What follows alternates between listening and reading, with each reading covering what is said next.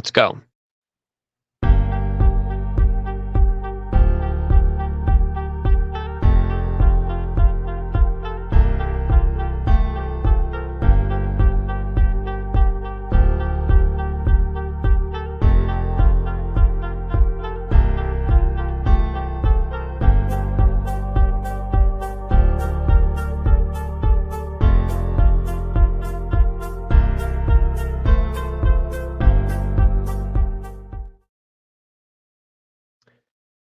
As I dive into the controversy surrounding Codex Sinaiticus,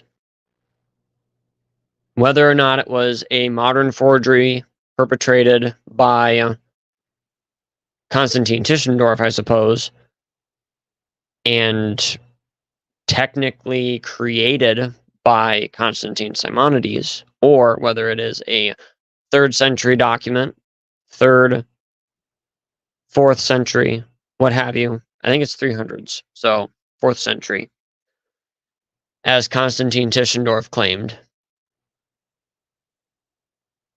Things keep getting weirder and weirder, and I am not, I'll be upfront about this, I am not a fantastic researcher. I'm not Chris Pinto. I'm not Bob Ross or Brian Ross. I'm not David Daniels. I'm not any of the people that have engaged in this controversy and done a lot of actual research. Me, I look at their research and I react to it, and sometimes I see problems. But it wasn't my turn to see problems this time. This time,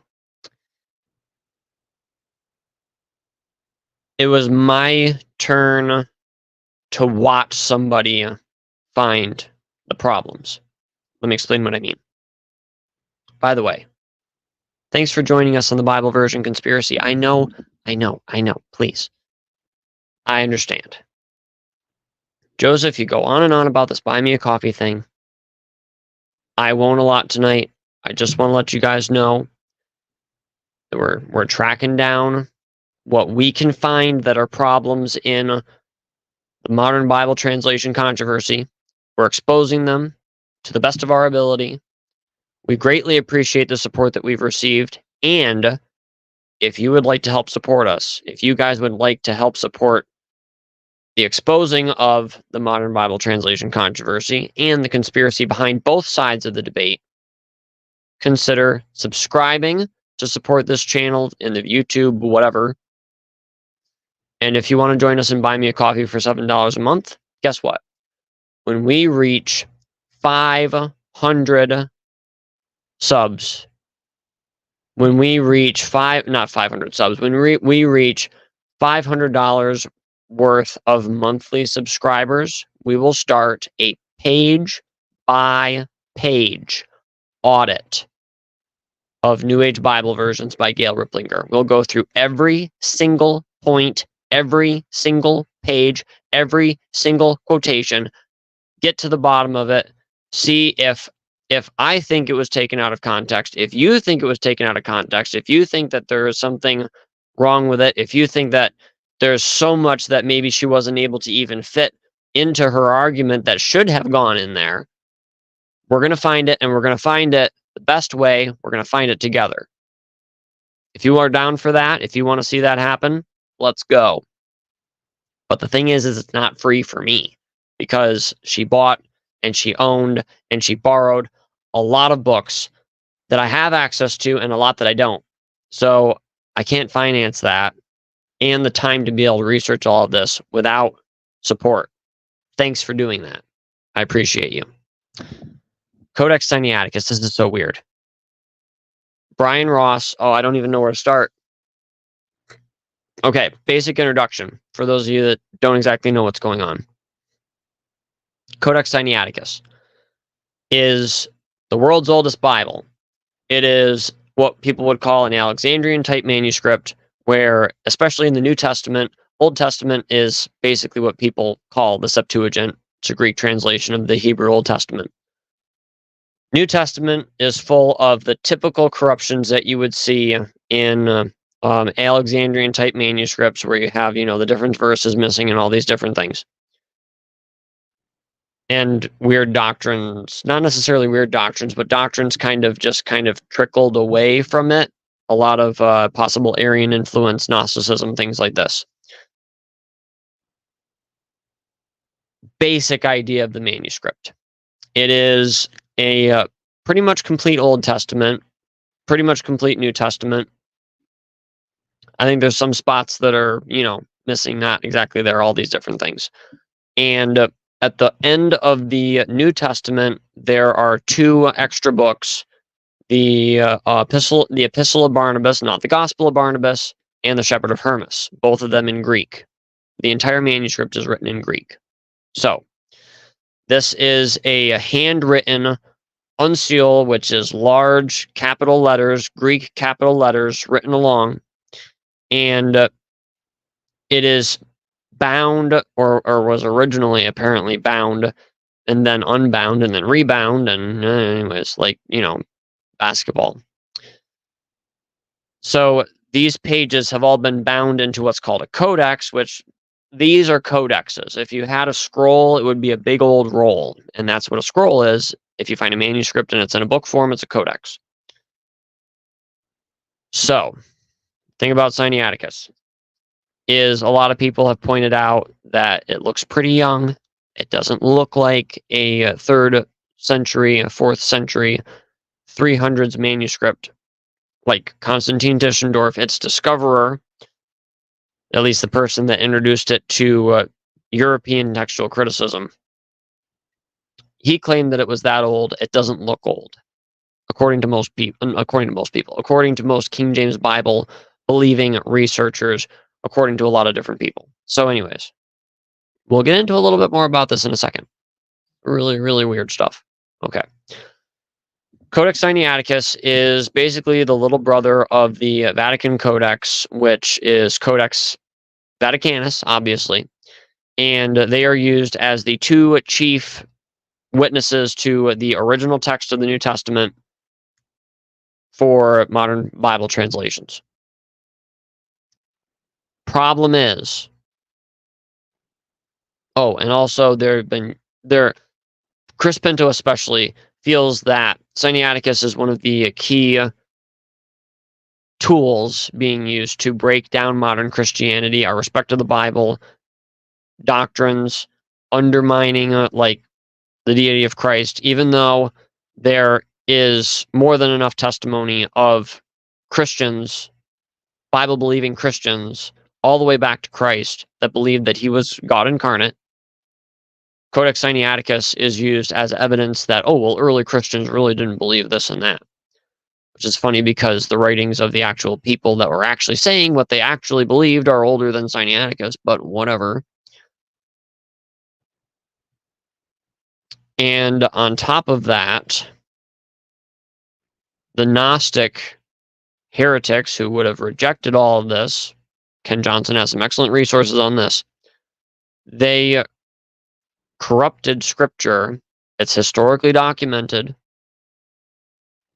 to support Arian heresies, to support other types of heresies. They would do it to different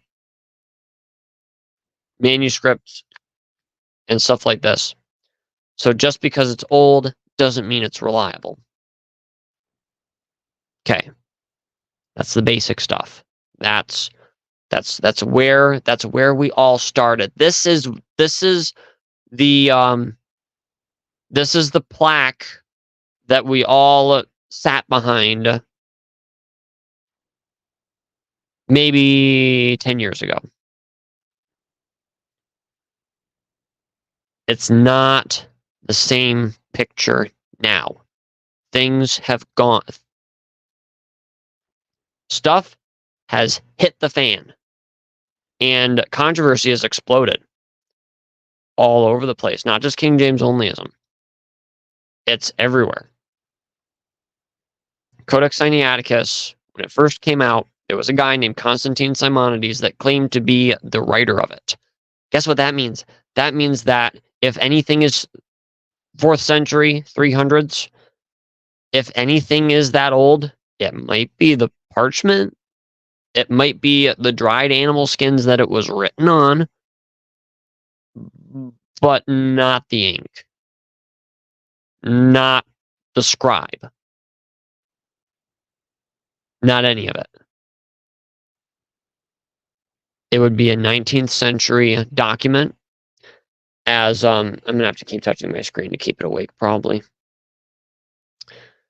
As Constantine Simonides claimed, he wrote it as a young man.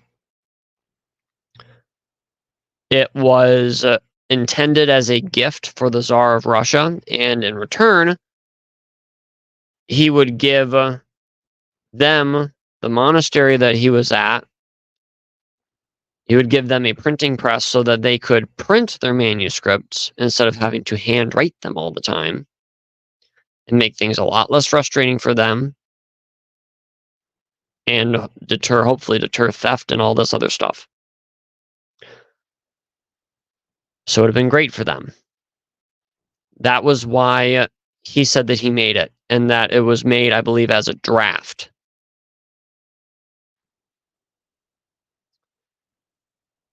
It's a fascinating story that he lays out.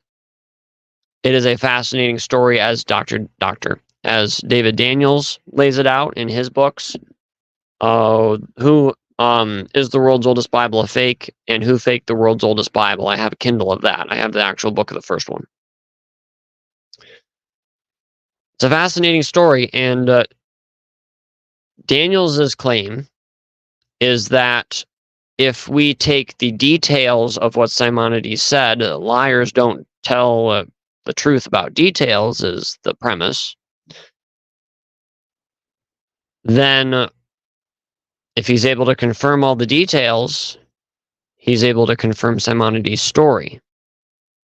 That's the logic. The thing is sometimes actually a liar will tell the truth about the details because you can confirm the details.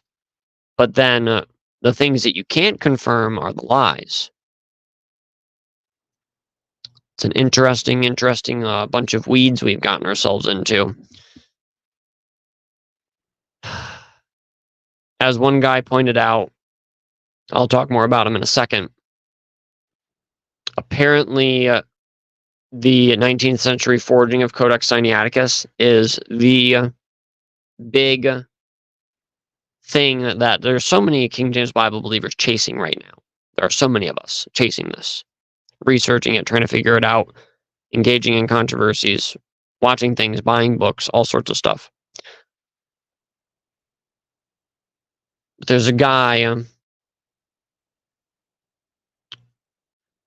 I'll just name him. His name was Brian Ross, and he said, it's like we're trying to score points in the manuscript debate or whatever to claim that it's old. So, if it not that it's old, that it's new. So if this is a new manuscript, then the textual critical edifice, which has been built up ever since the time of Westcott and Hort and before, it all basically crumbles, and they're kind of left at square zero. So, problem is,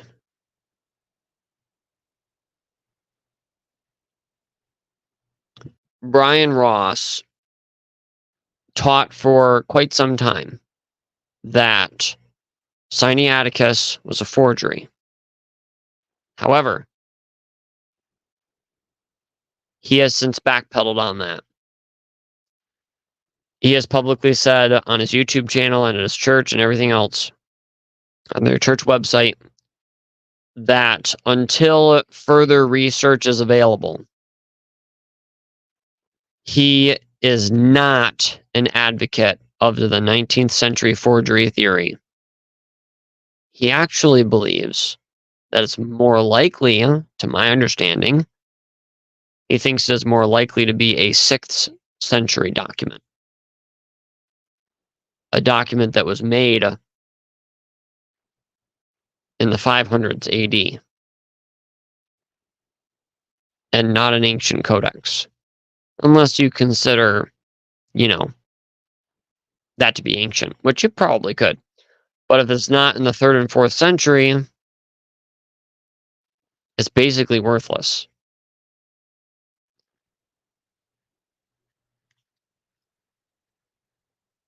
So, I want to show you a page I've been working on. And I like doing this with my website. I put a little emoji at the beginning on the web page the way it's featured, and that helps you be able to keep pages straight and open when they're open in your tabs. So it's hopefully it helps you out.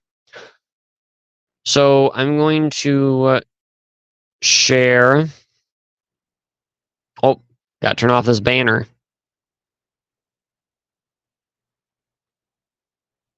There we go. And we're going to share. You guys would not believe the thing that actually holds my phone where it should be. It broke last Saturday. It just fell on the ground and broke, just like that. So submitted a warranty, and I got a replacement this afternoon. So very thankful for that. And we're going to share.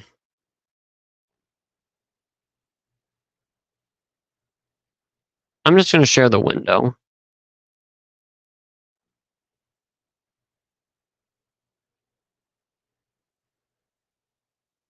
Sweet.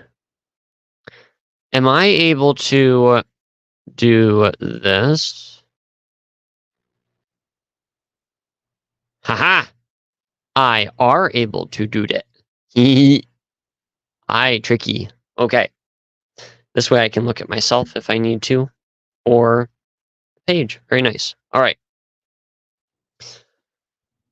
Guys, this is going to be crazy. All right. So I'm just presenting the information that I've heard so far. This is a research update like Brian Ross did a few years ago. And David Daniels gave a presentation about the details about Simonides' story for the King James Bible Research Council. I watched that just a little while ago and I shared it. Right after I shared it, Brian Ross said, "Oh, I saw you shared something by Daniels about the Codex Sinaiticus thing. Have you ever seen this?" He sent me the link to his stuff, to his research update. And I was like, no. So I went and I watched it. I listened to it during my commute and everything. It was a 5-part series. Each part is about an hour. Wow. Wow. So, did Simonides forge Codex Sinaiticus? Did he forge it? If he did, it is a 19th century document. They haven't carbon dated it yet. They have not chemically dated the ink, which is what they should do. Not focus so much on the parchment, but on the ink. Did he write it? If they chemically test it, is it going to show that this manuscript was produced in the last couple hundred years, or is it going to show ancient characteristics? Is it a 3rd century manuscript of great value? Pardon my typos. As Konstantin Tischendorf claimed, based on paleography, which is where you read and you look at the letters and you go, oh, they wrote this way back this far, and this makes this manuscript this old. It's archaic, it's outdated, it's subjective. I don't like it, I don't trust it. I want to see chemical testing. Okay, sorry, I just want to see those kind of things. Or is it a worthless codex from the 6th century? Did Simonides accuse a Protestant missionary of midnight orgies? And why did he do that? Did an earthquake confirm Sinaiticus's antiquity and not Simonides' story? Was the forgery controversy? Sorry. Did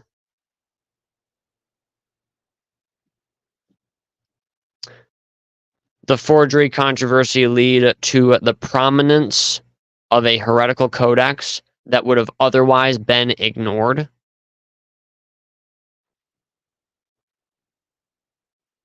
What did the modern forgery controversy lead us to? Or what will the modern forgery controversy lead us to?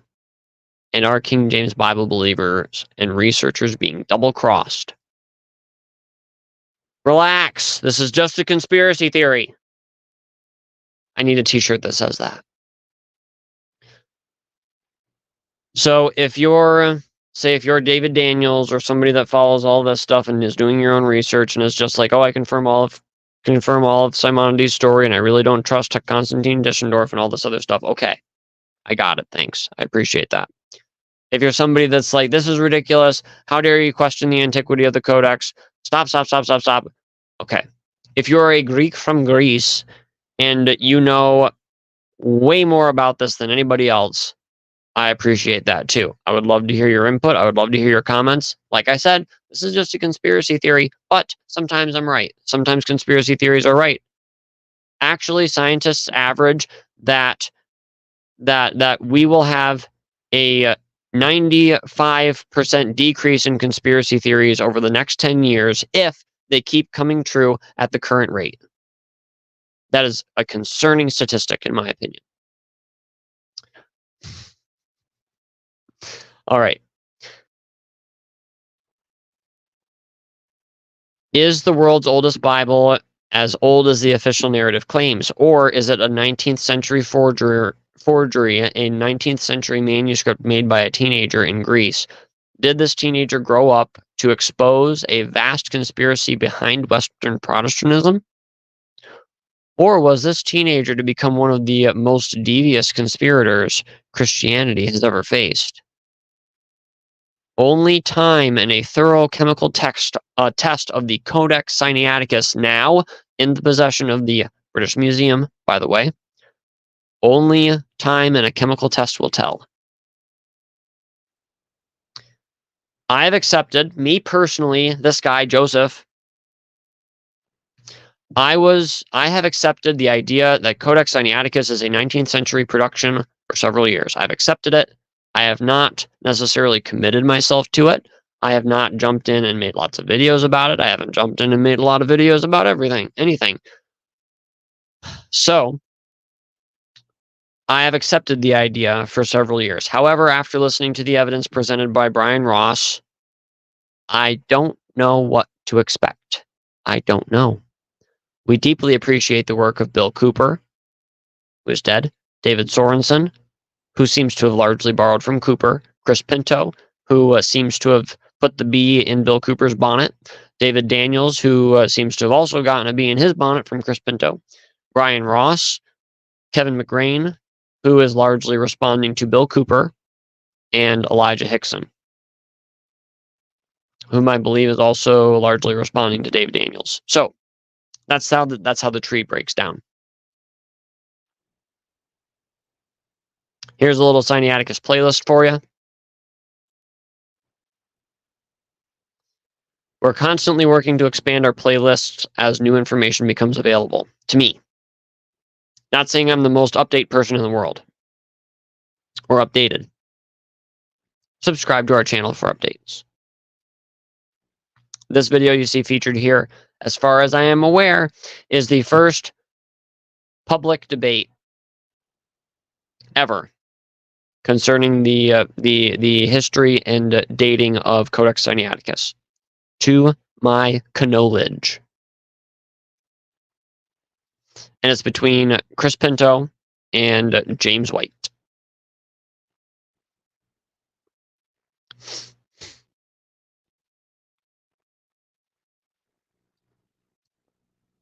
Officially the oldest and best. This is what the official people, well, not the official people. I didn't get anything from, like, you know, something really credible like Wikipedia. All right, so the Encyclopedia Britannica says, Codex Sinaiticus, the earliest known manuscript of the Christian Bible, compiled in the 4th century CE, that's a common era, so that would be basically AD. 4th century would be 300s because the 000s was the 1st century. In 1844, 43 leaves of a 4th century biblical codex, a collection of single pages bound together along one side, were discovered at St. Catherine's Monastery at the foot of Mount Sinai, which is not actually Mount Sinai. Sorry, Jared. This is apparently, and you can comment whatever you like. You guys went on a trip to Israel. You guys went on a trip to Egypt to go look at Mount Sinai. That is the not Mount Sinai. It's on this side. It's on the Egypt side of the Red Sea. So they would have crossed the Reed Sea, which is a modern textual, critical, higher critical theory, which doesn't hold water, in my opinion. Doesn't hold water. If they would have crossed the actual Red Sea, like the Bible says they did, they would have crossed and they would have gone to the Mount Sinai, which is in Arabia, like the Bible says in the New Testament. It says it's in Arabia, not Egypt. So, Jared, you may have actually even seen St. Catherine's Monastery there at the foot of Mount Sinai. And that's why it is called Sinaiticus. Codex Sinaiticus is the name of the article. Encyclopedia Britannica. Click the link, read all about it. You're welcome. On September 13th, 1862, in an article of the Guardian, he, that is Simonides, claimed that he was the real author of the Codex Sinaiticus and that he wrote it in 1839. According to him, it was, quote, the one poor work of his youth, end quote. According to Simonides, he visited Sinai in 1852 and saw the Codex. Henry Bradshaw, a scholar, didn't believe his claims. Ellipsis. Also, in many other complicated questions, he had his own, usually controversial point of view, but after ascribing the authorship of the Codex Sinaiticus to himself, the rest of his credibility was destroyed by the British press. Textus Receptus, Constantine Simonides, and this takes you to textus-receptus.com, which I believe is part of like Wikipedia, but it's run by Nick Sayers, so I'm not sure how all that dynamic is. Nick, if you want to, expand on that, let me know exactly how that all works. That'd be fascinating to find out. All right. 19th century forgery theory. Rescued from the furnace of a chilly monastery, sections of Codex Sinaiticus were whisked, or more likely stolen, from St. Catherine's Monastery by Constantine Tischendorf. Shortly after Tischendorf and his discovery were thrust into the limelight, a Greek forger claimed to have written the ancient book himself as a young man. A battle of tall tales, fake proof, and smear campaigns ensued. The Codex would emerge from this controversy as the world's oldest Bible and the most famous biblical manuscript in the world. Today, King James Bible believers like myself and like David Daniels and like Chris Pinto and like Sorensen and like people, just people everywhere, are resurrecting this controversy. And here's how they're doing it. Through media, like social media, like films, documentaries. Chris Pinto, documentary right here, Bridge to Babylon. Is Bridge to Babylon the right one? It shouldn't be Bridge to Babylon. It should be Tares Among the Wheat. I'll have to update that. Oh, I'm going to just have to update that at some point. All right.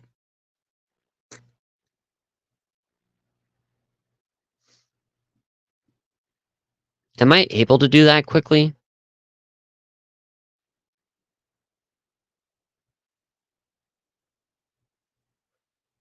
Well, I don't know. Let's see.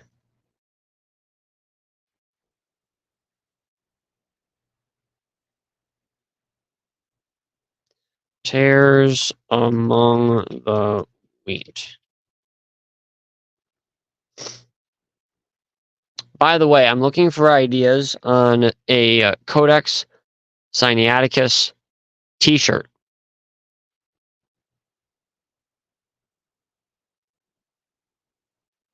Still trying to figure it out.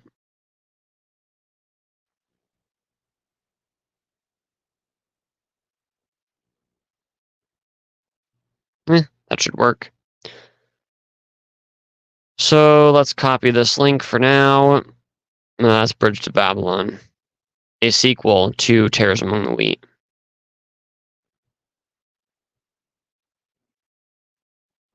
Now I'm second guessing myself. I don't know. It's one of them. It's the one where they talk about,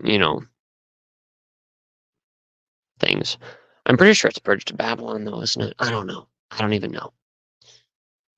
Chris Pinto resurrects the Simonides affair and sparks the interest of KJV and Textus Receptus advocates everywhere. And he does. He has an enormous section in this documentary only talking about the Codex Sinaiticus controversy as it relates to Constantine Simonides and Constantine Tischendorf. And then he has the first modern debate between an advocate of Sinaiticus's antiquity and the 19th century forgery theory. Both of them are available right here. You're welcome. David Daniels. In this extensive study, this is a playlist that David Daniels put together. There's like 30-some parts, I believe. In this extensive study, David Daniels explores the question of the color of the pages of Sinaiticus, what part of Simonides' claims have been verified, and proposes a Jesuit conspiracy behind the official acceptance of Sinaiticus's great age. Thing is, we're going to talk about that in a second with the color of the pages. The idea is that the pages didn't look old enough to Constantine Tischendorf, so he was like, oh, I'm just going to clean the pages with this little solution of herbs I just put together, And he goes and he cleans it off, and oh man, all of a sudden these pages just look really brown, really old looking, and the ink is faded, and I wonder what happened there. That's the idea. That's what Callinicos, if you believe Callinicos even existed, when he wrote to Simonides, when Simonides presented these letters, which Simonides' character and honesty is just so questioned in my mind right now, just so questioned. So anyways, Callinicos was like, hey, this happened. He changed the color of these pages, and if David Daniels is correct, part of the codex, now this is a fact, part of the codex is in Leipzig, Germany. The other part is in the British Museum in London. The part that's in Leipzig, apparently those pages are apparently much, much lighter than those in Britain and don't look quite so ancient at all. But this is also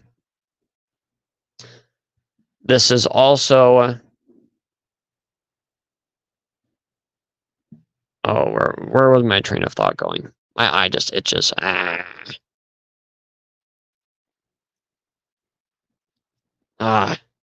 right. So if those pages are, and now I'm sorry, I'm recording this at like 11:15 at night. I've been up for a very long time. I'm so tired, my eye is twitching.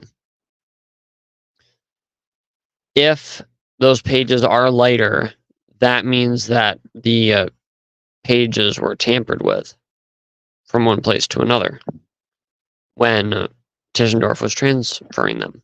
So it gets really weird if that's true. But the problem is, we're going to bring it up in a second. Even more of Simonides' story is described in fascinating detail. The verification is tremendous, and that's this video here by David Daniels about Vaticanus and Sinaiticus. And one thing that I don't like about David Daniels' presentations, sorry, Daniel, sorry, It's true, though. Most of the time when you upload a video of one of your speeches, which really, I think that your speeches are amazing. You got a great personality and everything when you do a speech. But the thing is that we always miss the first section of whatever you were saying. I don't know who it is that does your camera.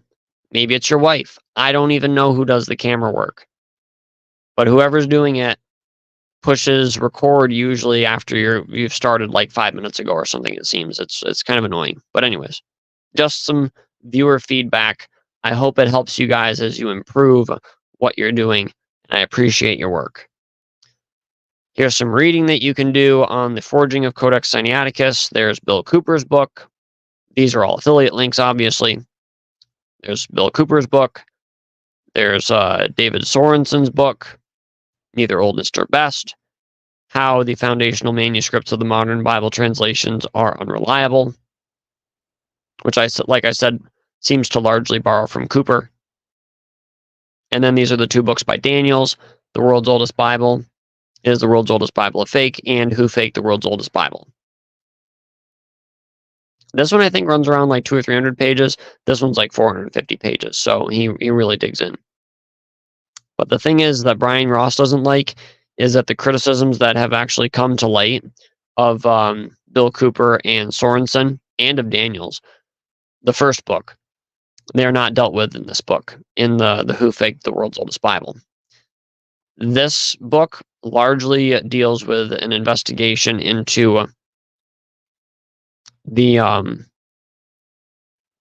mostly deals with investigating Simonides' story on a deeper level, and etc. and etc. And if you're going to read something that replies to the criticisms which McGrain and who's that guy's name? Elijah Hickson. If you're going to read those, and then you want to read a reply from somebody that still thinks, to my knowledge, Chris Pinto still thinks to this day, I should probably talk to him. I should reach out to him. I really should. That still thinks that it was a 19th century forgery. You can read this article right here. It links to my the Bible version conspiracy Google Drive, and you guys can read. You guys can download this, and you can also listen to it on Speechify. I should really put a link in the description.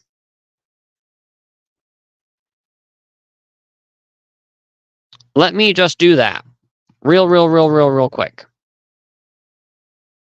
I'll copy it, and then I'll add it.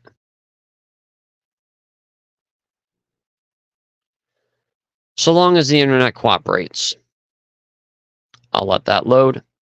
All right, so critical of the 19th century forgery. Here's where things get twisty. I mean, we all... everybody thought, okay, it's an ancient manuscript. And then stuff hit the fan, and now everybody's like, it's a 19th century forgery.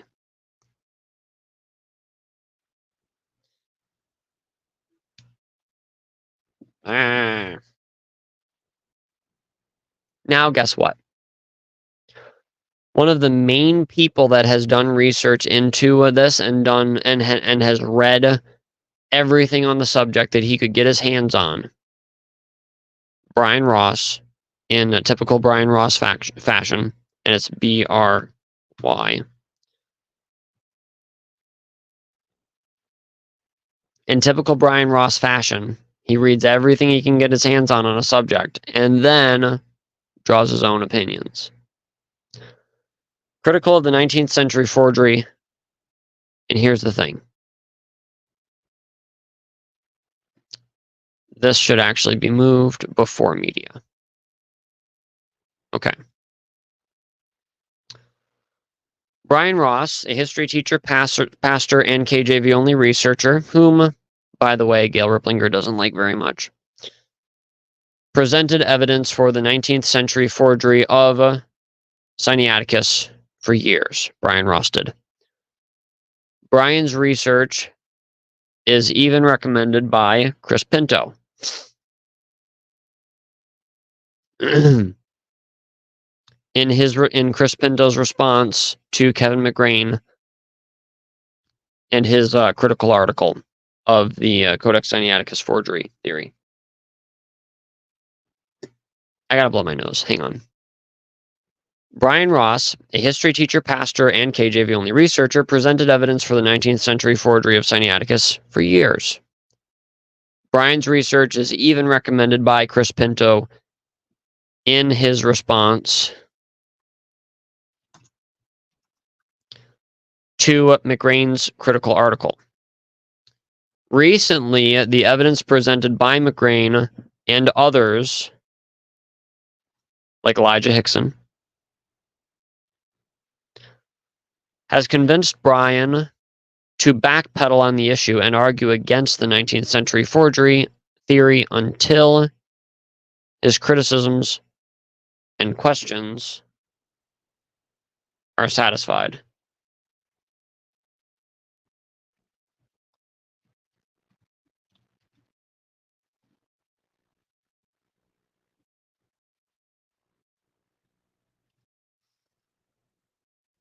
Here's where this is going to get a little weird. And I just finished listening to Chris Pinto's response to McGrain's article, which is the one that Brian Ross chiefly refers to. I just got done listening to that. There are some parts where I'm just like, this is an insufficient response. There's so much that I'm just like, this doesn't need to be part of the response. Chris Pinto's article, in my opinion, is not a systematic treatment of the points that McGrain brings up, which is what Brian Ross would like and what I would like. It is more randomized, and he picks and chooses what he really wants to respond to, and basically is like, oh, you're just trying to support Sinaiticus, and don't reject Jesuit conspiracies because it's legit. And they happen, and all this other stuff. So there's a lot of space taken up by that. And it also is more intimidating because it's like a 109-page document, but it's double spaced. So technically it's like, what 50 pages? This is Brian Ross's research update on the topic. It's still available to this day on their church website. Yeah, that's better. And you can check it out here. If you click this link, it takes you to their church website. And you can download the audio or you can watch it on YouTube there. So I would imagine that if their channel ever gets swept from the face of YouTube and has to be on Rumble only, then you should just still be able to click on this link, view the video, check out the audio, everything else. Did Tischendorf stain the pages of Sinaiticus? It appears he didn't. And that white parchment does not indicate the observed color, but rather the type of parchment. So I highly recommend you listen to this series this week. It's very systematic, as Brian Ross always is. Very well researched and systematic. The parchment type that was used, it's tricky to tell, because one of the main arguments is that, people that observed it when it was a younger manuscript, when it was first written, apparently, like Uspensky, I believe the guy's name was, he was a scholar that went and saw it at St. Catherine's Monastery, and he describes it as white.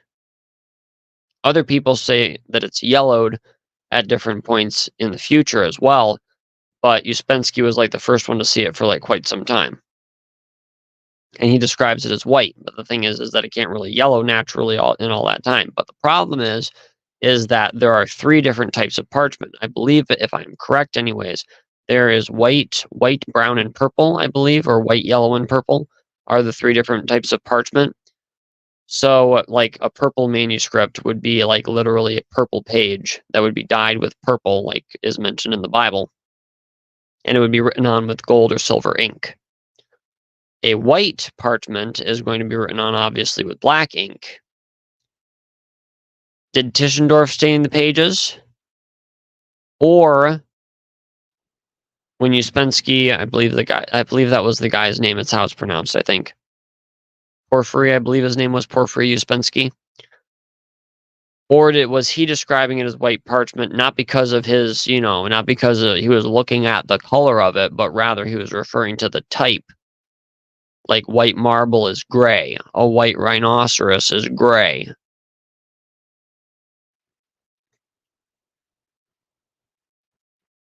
So check that out. Second, did Simonides tell the truth in the details, or did he manipulate details to facilitate a deeper and darker plot against Christianity in the West? Here's the thing. Brian Ross brings up in the article by McGrane, Kevin McGrane, Grane, and the link follows after the video series. It's down here.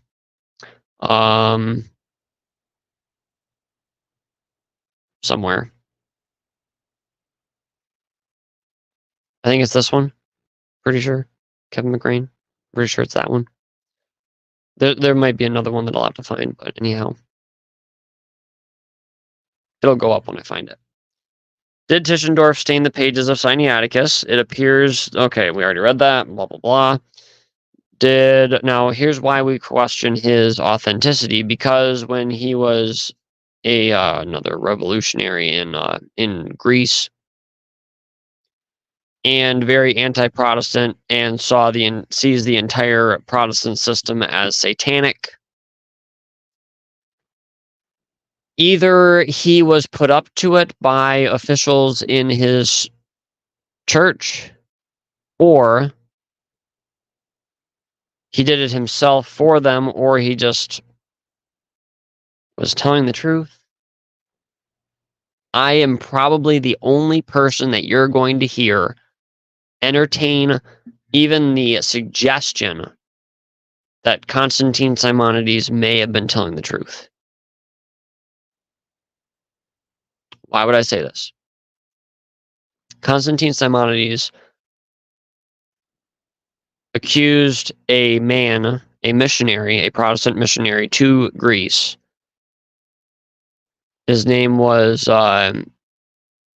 Jonas, I think, or something. His last name was King. And he accused him of having orgies at his house late at night, in the dark of night, with people that Simonides could name and could describe everything in detail. Great. And said that he would take anybody on in a court of law that what he was saying was true.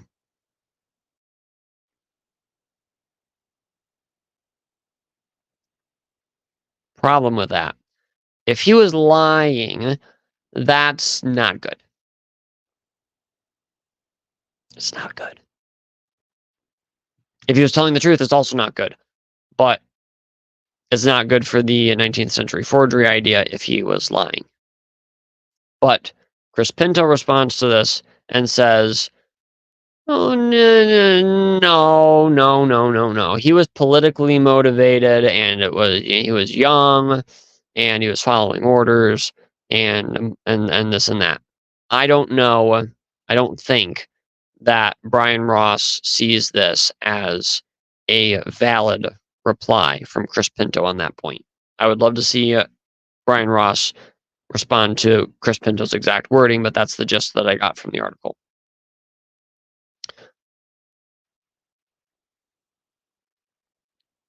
And also, Constantine was a brilliant forger, but this is so weird. So weird. Get it somehow get it straightened out in your head, because it's not straight in mine. So Constantine was a forger, but he was lying that he created Codex Sinaiticus, even though he was capable of it. And he was a forger, so he could have forged it, but he's a liar, so you can't trust him. This is a point that was kind of alluded to and not really talked about very much by Gail Ripplinger. She mentioned this long ago on Tell Me a Story of Sinaiticus, long ago. Gail Ripplinger said in a early tape that she did, I don't remember which one it was, she said that Simonides claimed to have, who was a forger, a con artist, I believe she might have called him, that he claimed to have written Codex Sinaiticus, but she said you can't really trust a liar and you can't really trust a fraud.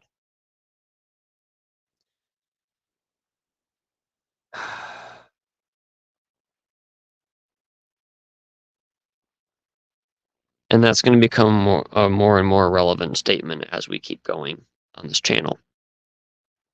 Stay tuned, like I said. So the thing is that Constantine Simonides, he was a brilliant paleographer, a brilliant calligrapher, apparently also a brilliant forger. From what I have heard from like McGrain's article, I don't believe Chris Pinto mentions it at all. Apparently Simonides presented manuscripts, New Testament fragments or what have you, that he claimed were the original autographs of the New Testament. Maybe they were. I don't know. Maybe they were. I'm probably, again, the only person you're ever going to hear even entertain the idea. Maybe they really were the original manuscripts, and maybe scholarship in the West undoubtedly has no idea what it's doing when it comes to these kind of things. But the thing is that it's also kind of more likely that he forged them and was trying to make a buck.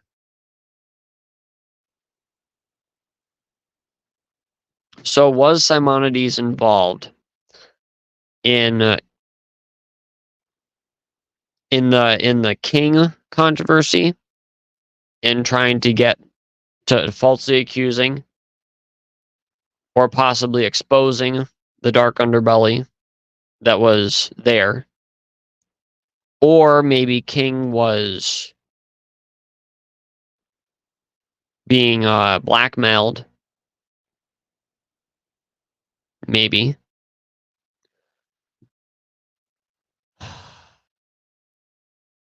Or maybe he wasn't. Apparently, Simonides came out after all of that and said that he admitted that he did lie, that the orgies did not happen, and boasted about the great effect that it had to get Protestantism out of there. Interesting. Now, here's a crazy one. The next one strikes near and dear to my heart. This one's crazy.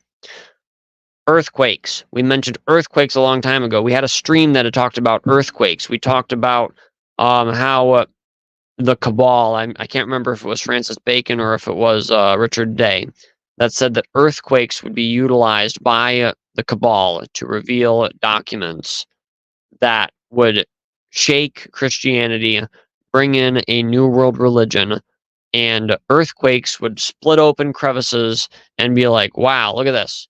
There's this old book down in here that wasn't buried, and my goodness, this just changes everything we know about Jesus now, doesn't it? Earthquakes are events used by the cabal to reveal documents that will shift the paradigms of religion as we know it. Does an earthquake prove Sinaiticus's existence before Simonides? Does it? It may. It might. Here's what happened. Before Simonides wrote, or was supposed to have written, Codex Sinaiticus, there was this little earthquake at St. Catherine's Monastery where a complete wall fell over. Okay? There wasn't a guy named Joshua dancing around in the desert. with a whole bunch of the children of Israel in the Ark of the Covenant blowing trumpets that I am aware of.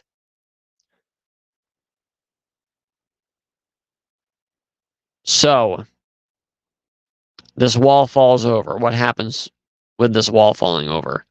It basically makes it so you can't access a chamber where manuscripts were kept secretly by the monks.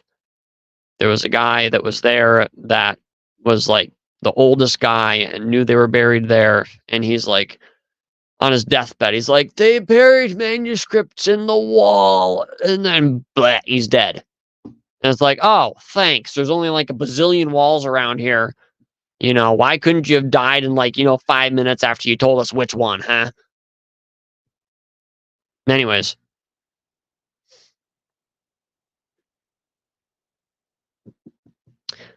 Since you couldn't get to that part of the wall, since you couldn't get to that little chamber, whatever was put in there before the earthquake was sealed and inaccessible.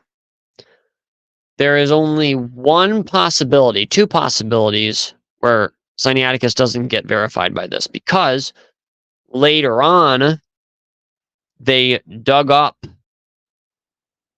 this chamber, put the wall back together, as I understand.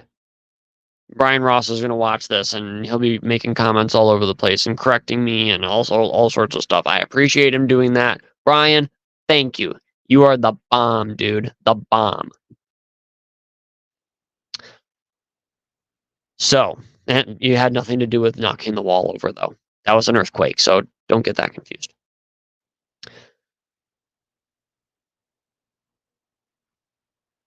So, what happened basically then, they dug this wall up, they looked inside the chamber, and guess what they found in there? They found some pages that had been missing from Codex Sinaiticus. Huh, interesting. And as far as I'm aware, they dug this up not very long ago. And they're like, wow, look at that. Because Sinaiticus is a very, very interesting and enigmatic book. As far as I am aware, it is the only manuscript that is written in 3 columns. I'm pretty sure that's how it works, is 3 columns. Brian will correct me on that if I'm wrong. Thanks, Brian. Thank you. I need a lot of correction. Because like I said, we're learning publicly, and I like learning with you guys. You guys are great. So now that that's been dug up, and it collapsed before Sinaiticus was supposedly forged in the 19th century by Simonides, that kind of throws a wrench into his story, because that means that those manuscript pages were buried before he even was there to make them. Were they actually the pages of Sinaiticus? Or here's a few other possibilities just to think about, because this is a conspiracy theory channel, so let's do some theorizing here. All right. First, they could have been planted there by Jesuits, which is likely. So they dug a hole in this wall, or moved rocks, or maybe they teleported into the chamber somehow, left the manuscript fragments, and boom. Evidence planted. That's a possibility. Another possibility. They were, oh, look at this. We just found these manuscripts that we just put here. Look at that. They conveniently fit right into Sinaiticus. Wow. It's another possibility. Yet another possibility. Oh, there was this manuscript. Here's a manuscript. Oh, we lost these pages of it. Okay. Hey, Simonides, could you make a manuscript that will include... well, actually, hang on a second. Try to work this out in my mind. These pages are missing. They're in the wall of this manuscript before Sinaiticus. Hey, Simonides, make this manuscript. Okay, here it is. These pages were missing in that manuscript. and then the pages go missing again. I don't know. Sorry. I had something clearer worked out in my mind. I'll have to keep working on that. But the thing is that those pages may have been from a document that was before Sinaiticus. That may have been the reason somehow my brain is not working at 20 of 12 at night. And I've got other things on my mind, so many other things. Please pray for us. This manuscript is created because of that deficiency, because of those missing pages. Or maybe the manuscript is created for those missing pages. Ideas. So that's the basic idea about conspiracies, Uspensky, and earthquake.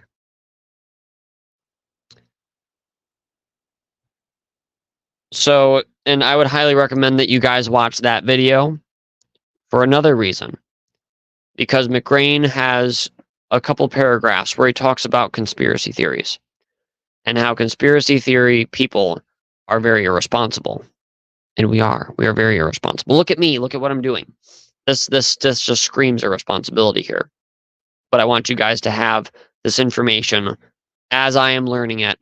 I want to help the person that I was yesterday. And this is actually, as far as I'm aware, this is airing tomorrow. So I am literally helping the person that I was yesterday.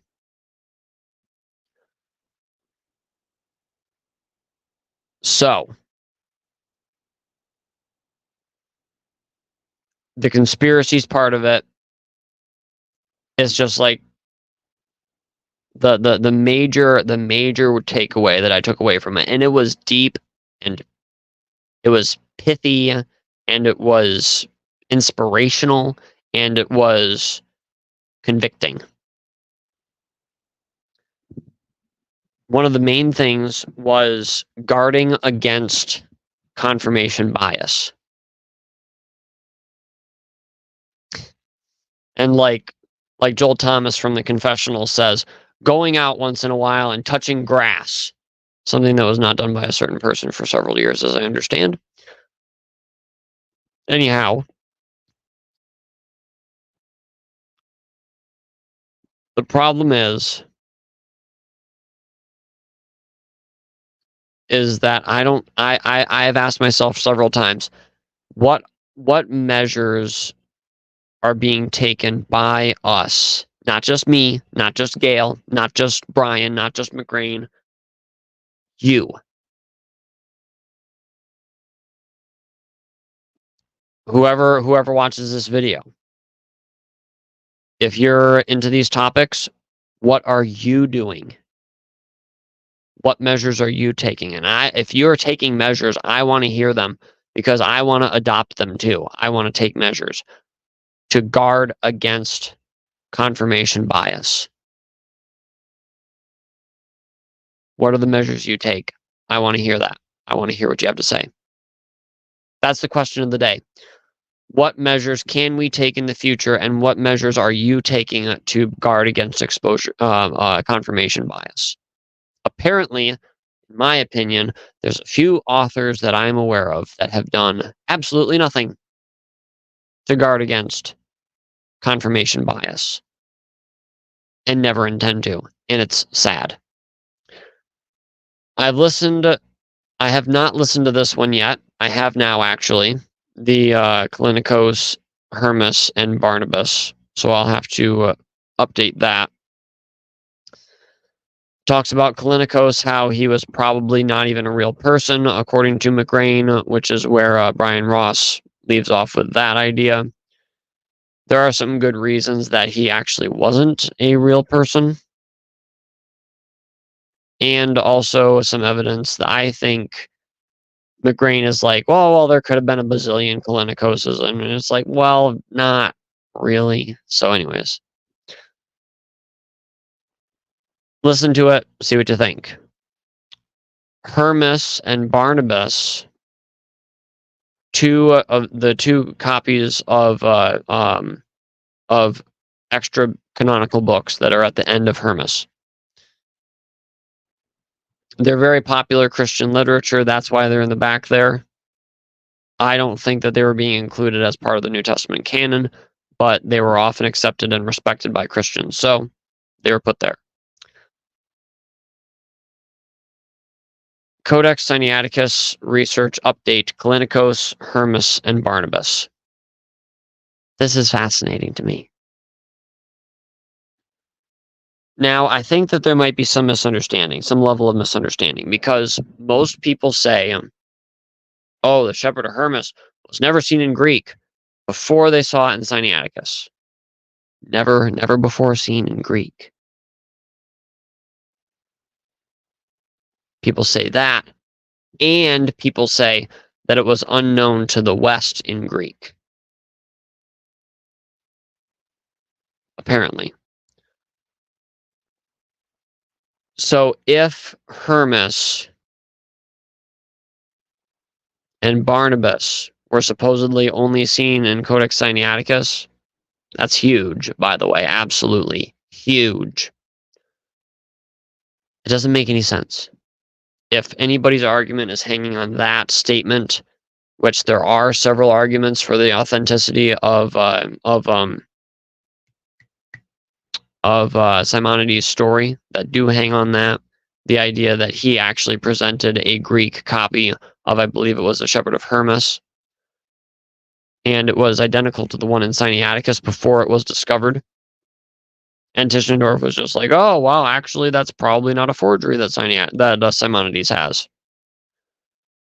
Problem is that Hermas would have been seen when Uspensky saw Sinaiticus and talked about it having Hermas in Greek. It just adds a whole nother level. Listen to the video. Like I said, draw your conclusions. Let me know what you think. Let Brian know what you think. If you think Brian's off on something, he is so easy to contact. It is ridiculous. Message him, email him, comment on his video. There have only been like, what, 15 likes or something like this on these videos. I am shocked with the way that this topic has exploded. It is absolutely insane to me to think that nobody is watching these videos. Guys, there are holes in the arguments that are being put forward by King James Bible believers against the authenticity and ancient character of Codex Sinaiticus. And I think those holes need to be fixed. IMHO. In my humble opinion. And in this last video here, Brian Ross briefly discusses his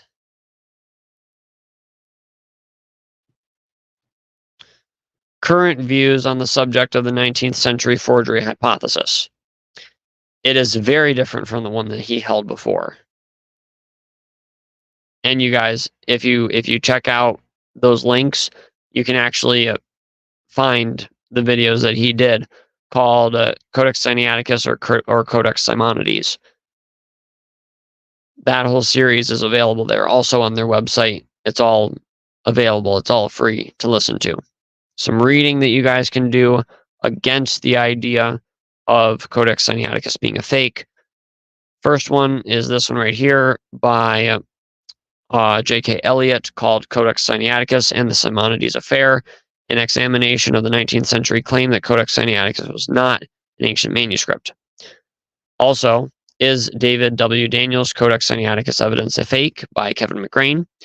An unpublished paper, New Evidence on Is Codex Sinaiticus a Fake by Elijah Hickson, and an unpublished review of David W. Daniels' Is the World's Oldest Bible a Fake, also by Elijah Hickson. And I think there's another article by McGrain. I don't remember.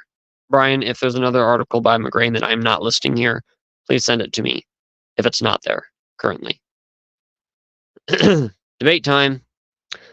In my opinion, James fails to properly critique the 19th century forgery view, but more information has come out since this debate which greatly undermines the theory, in my humble opinion. Right here. Check it out. Is Sinaiticus a modern forgery? Chris Pinto debates James White.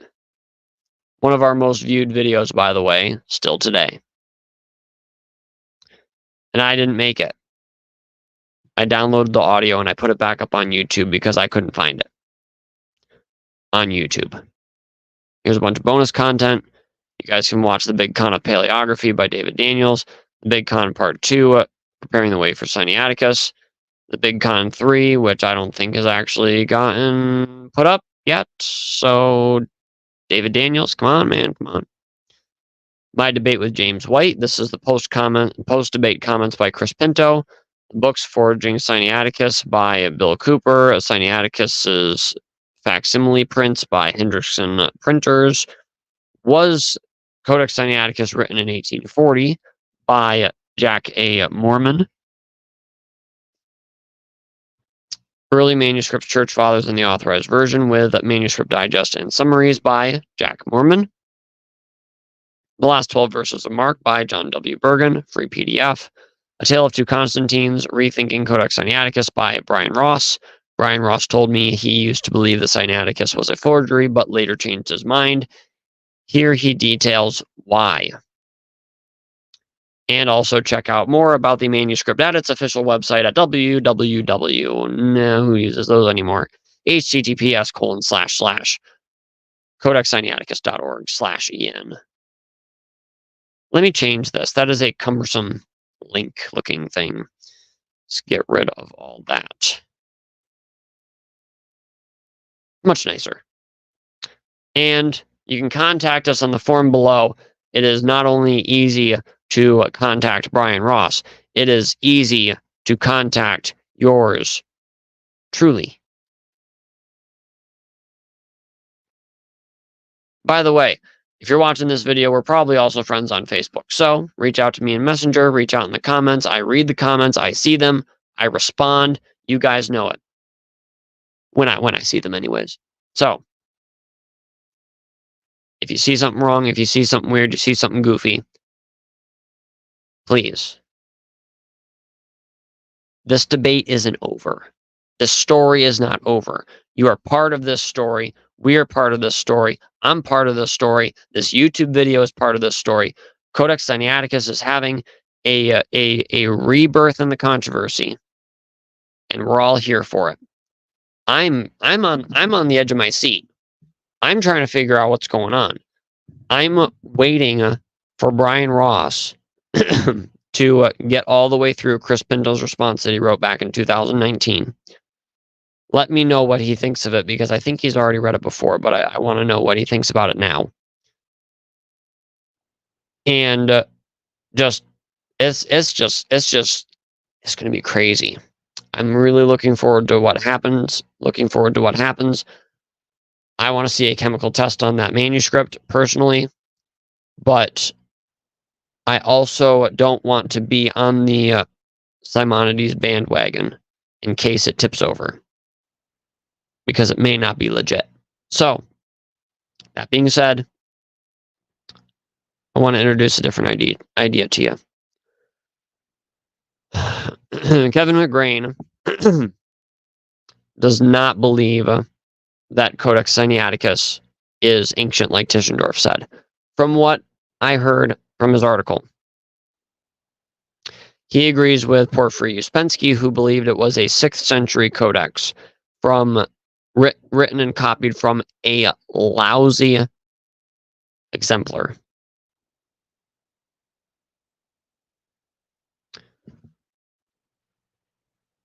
And Kevin McGrain also says that if there hadn't been an enormous controversy around Codex Sinaiticus and its age, there would have been much more focus, not on its age, but on its actual text and on its actual character than there was. What does that mean? That means Porphyry Uspensky, when he looked at the manuscript, he's like, it has all sorts of apparent heretical and Arian corruptions. It was obviously done from a lousy exemplar. if Simonides, who I'm suspecting may really have some interesting things going on with him, and I don't want to smear the entire Greek Orthodox or Russian Orthodox Church or whatever, but there's some interesting things sometimes that I hear. And it's not just about them, it's about all sorts of facets and but anyways.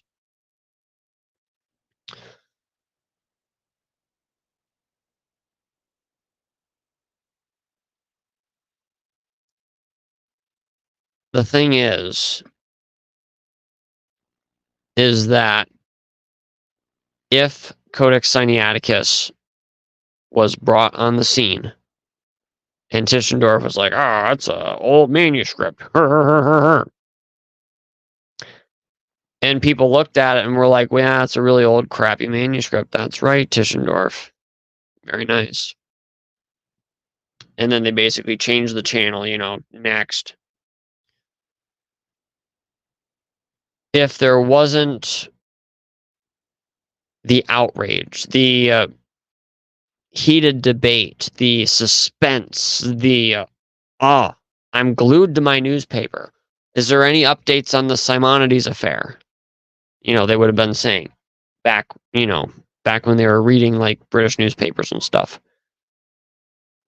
And these articles were coming out.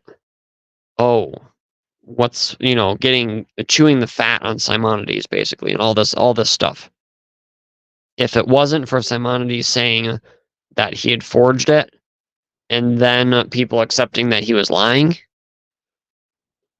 if it wasn't for all of that distraction about its date, where people are like, oh, it really is that old. Oh, wow, what an interesting manuscript. Oh, that's the one that they had all this controversy about and all the...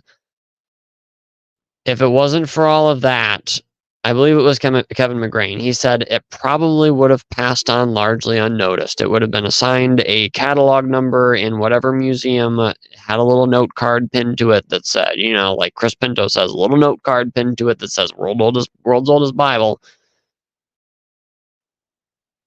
And it probably would have been recognized as the corruption that it is, and wouldn't have received the accolades and the respect that it has. So, was that just a side effect of, just the controversy? Or was it planned by whoever sent Tischendorf after the manuscript?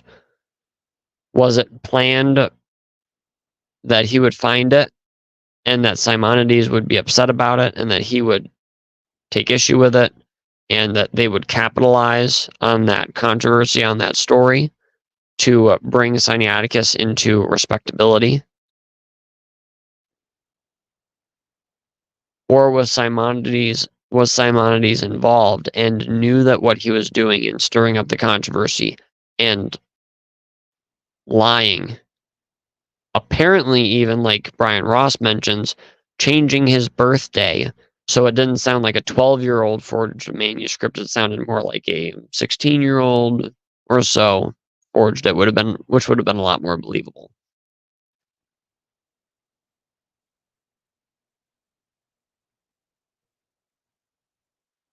Did he know and was he involved in undermining the West's idea of the Bible and its text and the Bible that it would accept?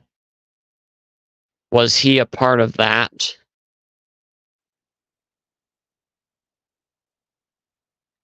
Knowingly and deliberately plotting against its reputability, its good standing, I guess, with the Eastern Orthodox Church. Oh, they accept the critical text. They accept all that nonsense, all those heresies over there. And then, oh, well, if you're going to get closer to the truth, then you're going to go become Greek Orthodox. There is such it is just such a interesting, twisted story. I'm looking forward to seeing all the twists and turns. I like a good story. I'm not the guy that goes, nope, by golly, David Daniels wrote all this stuff and he's smart and I'm going with what he said. And Brian Ross, you're a fool, and I'm going to write a little hit piece and put it on my website, and people will never read your stuff again. That's not me. Me, I go, oh, wow. David Daniels really makes a great case. Oh, this is fascinating. Oh, wow, I love this. And then Brian Ross comes along with his videos and his lesson notes and everything else. And I look at those and I go, wow, this is amazing. Wow, I had no idea. Wow, David Daniels just looks like, absolute garbage now. Wow, Brian Ross's stuff is really cool. That's me. And then David Daniels is gonna be like, responds, and I'll be like, wow, look at his response. That's just me. I hope you guys enjoy this kind of stuff. Make your own opinions. Form some conspiracy theories. Put them down in those comments. Maybe if you come up with a whopper, or not even just a whopper, if you come up with something, if you think of something and you're just like, this is connected to, that. I gotta tell Joseph. And you tell me, and I'm just like, that's right. Copy and paste. Your name is on the website for the world to see. Leave that comment. Don't keep it to yourself. And I appreciate your input, as always. You guys are awesome. Like I said, I can't wait to see how this all pans out. Like I said, I'm on the edge of my seat. You know what I want to see? And what I might even do sometime? I want to be so bad and do this. I would love to have, Brian, if you're interested, let me know. I would love to have like Brian Ross say and David Daniels on here to discuss these issues. And then maybe after that or before that or whatever, if I could get like McCrane, or they could even do it on Nick Sayers. You're the guy that has the platform for like debates and stuff and a lot more free time than I do. If you, and also your time when you can actually work on these kind of things lines right up with our regular daytime and everything, which is nice for you. Kind of jealous, actually. So McGrain versus Pinto would also be fascinating. Just anybody versus anybody on this subject is always just going to be fascinating. It gives us so many things to watch on YouTube and waste all of our time with these kind of things. But I don't think it's a waste of time. I think this stuff is pretty important because there's this thing called a Bible version conspiracy, and it is undermining Christianity and our civilization at this very moment.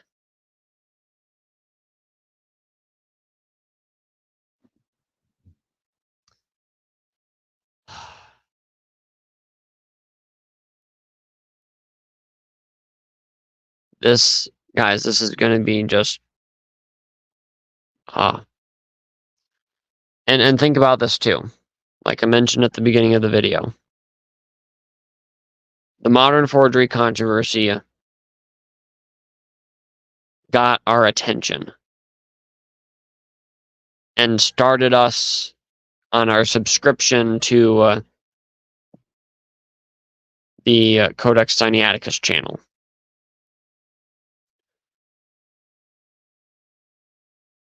The controversy is being resurrected once again. This time, the conspiracy theorists are involved. And David Daniels, who is apparently a bona fide conspiracy theorist, according to Mark Ward. This time we're involved. This time we're at the helm. This time we're the ones leading the charge, doing the thought, the thinking and presenting the thoughts, doing the research, all of this stuff. This could be either a great thing for textual criticism and Christianity and all of this stuff, or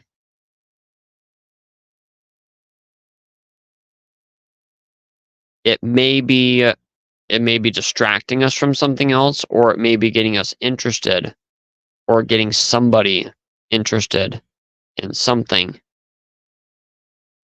that is going to prove dangerous in the long run while we're trying to win our arguments. And what do we really gain? I mean, really, once in a while, someone would be like, "Oh, actually, I believe the King James Bible now," and that's good. But the thing is, we've got to think more long term than just winning an argument or getting a convert to our opinion.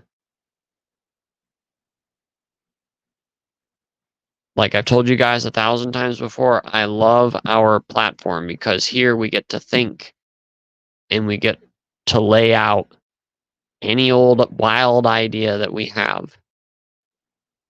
And sometimes it's those wild ideas that kind of push the boundaries that help us to be able to see things in a different light, be able to dial things back, look at things from a different angle, weigh our options in a different way, and helps us realize what's going on around us. And I think that's very important, especially in this debate, because there are not only eternal souls in the balances here. There's the end times and the New World religion on the horizon. And we need to think about the part that we're playing in either helping or hindering it. I appreciate you guys coming. I appreciate you guys watching. I appreciate your listening ears. I appreciate you subscribing to this channel.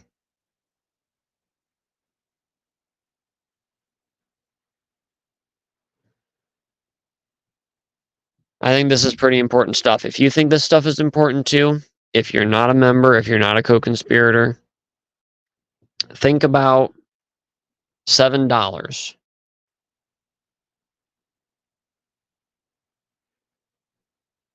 Every $7 subscription, every $7 co-conspirator is one more person that can be here with us when we record these live, can be here when we are forming and building out our website, can help us with research, can help us buy resources, can help us buy subscriptions that we need to be able to run this thing, to be able to pay the bills for the website and everything else.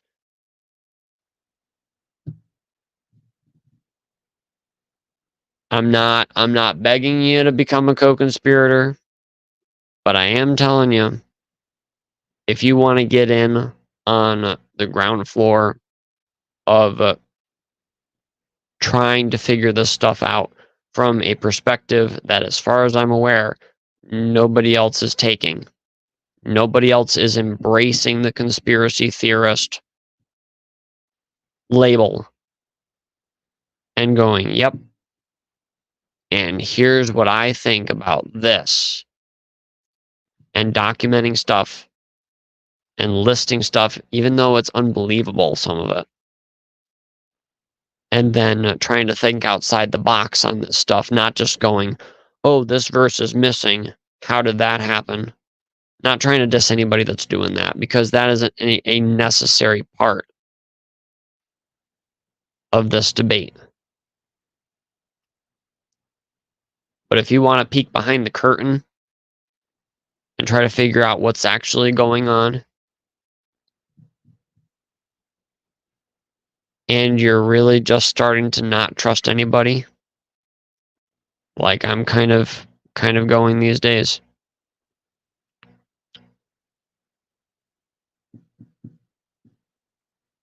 we'll see you on the other side. If you want to become a member, check out the description below this video, or go to BibleVersionConspiracy.com and scroll down a little ways, and you'll see how to join the membership. It's a big flaming circle, and you can jump through it today. Like I said, our promise right now, as it stands, we'll see if it modifies in the future, but right now, as it stands, $500 a month, we will begin a video series officially for the first time ever, an official audit of New Age Bible versions, confirming everything we can, finding more context, finding more evidence, and everything else like this, and seeing what may have been misrepresented,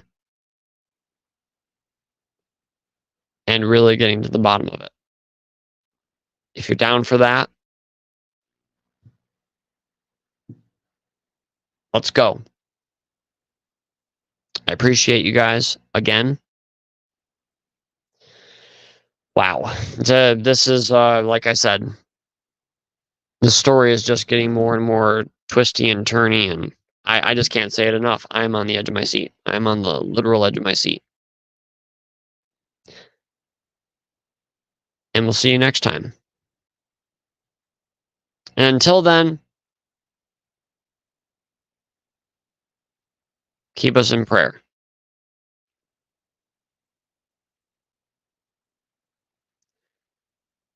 And keep reading that King James Bible like the devil's after it, because you and I both know that he is, and that there is, in fact, a Bible version conspiracy. Have a great night. As far as I'm aware, there's one person. If you want to join for a live chat, that's absolutely fine. I only expect for one of us to be there, possibly two. Click that little link that says, you know, the secret hangout. Click that, and we'll have a even deeper conversation that is going to be recorded. So I look forward to talking with you. God bless, and have a great weekend.